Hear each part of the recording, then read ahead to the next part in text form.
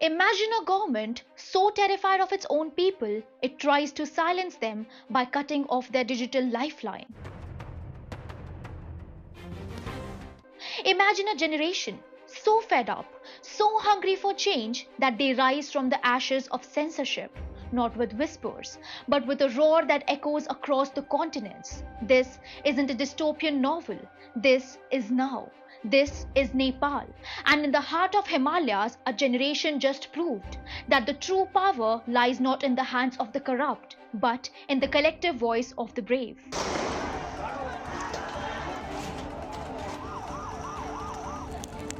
Hello everyone and welcome back to the channel. I am Anamika and today we are not just scratching the surface of the news. We are diving headfirst into a new story so explosive, so vital, it demands our full attention. We are talking about how a social media ban intended to silence a nation instead ignited a revolution. We are breaking down the Gen Z uprising in Nepal that just forced the Prime Minister to resign and set a parliament on fire. Get ready, because this is a story that will redefine what you think is possible.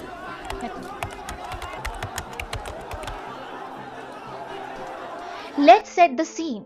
Nepal, a country often admired for its stunning landscape, suddenly found itself grappling with a crisis born not on its mountains, but in the digital ether. The year is 2025, and the government, led by then Prime Minister KP Sharma Oli, made a move so audacious, so tone-deaf, it became the perfect catalyst for a chaos. Nepal has cracked down on a number of social media platforms. Nepal has blocked access to several major social media platforms. They banned social media, not just a few platforms, but a staggering 26 major platforms including Facebook, Instagram, WhatsApp, YouTube, and X. The digital arteries of modern life severed without any warning. Do you want to hear the official story from the government? They said, oh, it was all about compliance. They claimed these tech giants failed to register locally, failed to appoint a local contact person, a grievance officer. Basically, they just weren't playing by Nepal's rule. This came after a September 2024 Supreme Court ruling pushing for stricter oversight of unwanted content. But let's be clear, this wasn't about paperwork. It was about control. It was about fear.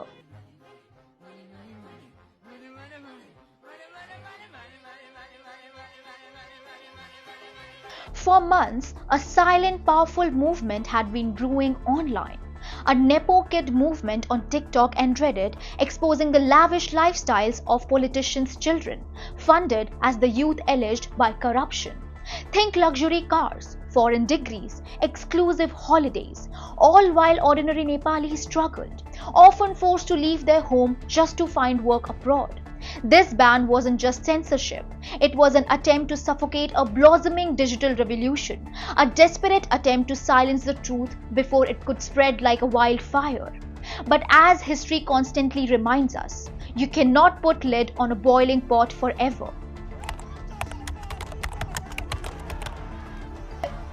And boil over it did. The ban went into effect on a Thursday, plunging millions into digital darkness. But by Monday, the streets of Kathmandu were anything but dark.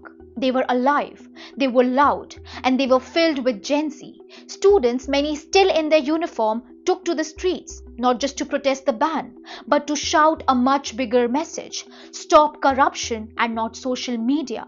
And KP Chor, Desh Chor. KP is a thief. Leave the country.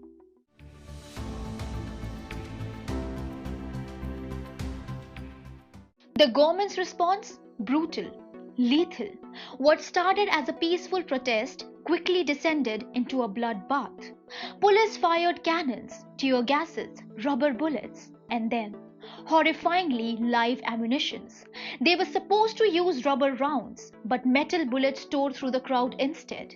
Reports flooded in for protesters with wounds to the head and chest. School children in uniform were among the dead ones. Many weren't just attacked in the streets, but in hospitals and even inside their homes. Where then are they safe? The initial casualty count of 9 rapidly swelled to the 19 dead and hundreds of them injured. Hospitals overwhelmed. The Home Minister, Ramesh Lekhak, resigned on moral grounds. But by then, the public fury had reached a fever pitch. This wasn't just a protest, it was a massacre.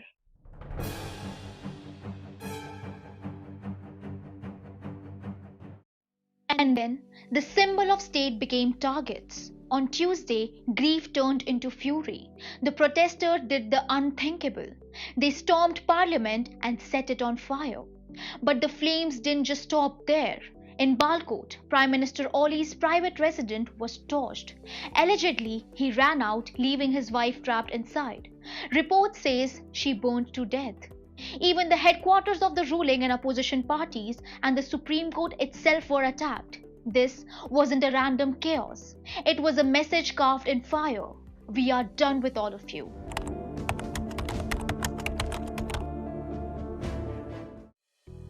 And in the crucible of chaos, a new kind of leader emerged.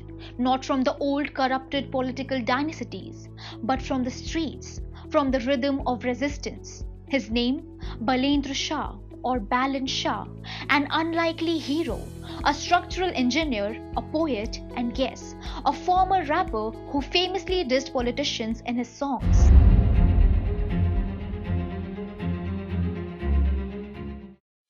In 2022, Balen Shah achieved a historic victory, winning the Kathmandu mayoral election as an independent candidate, crushing the established parties. He wasn't playing their game, he was changing the rules. He live-streamed council meetings, directly confronted corrupt officials, and spoke the language of the people, not the political elite. He was the anti-politician that Gen Z has been waiting for.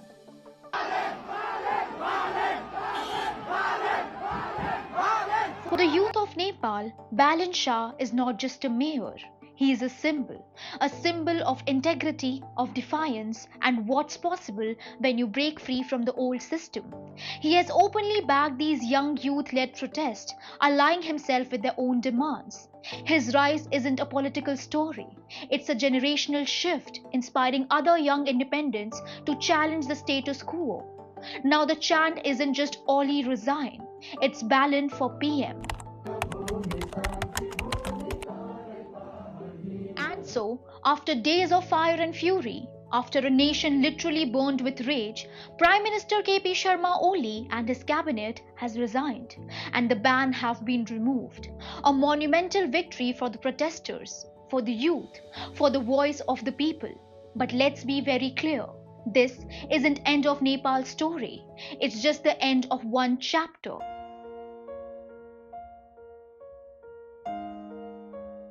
The events in Nepal are a stark reminder to every government everywhere. You cannot silence a generation that finds its voice online.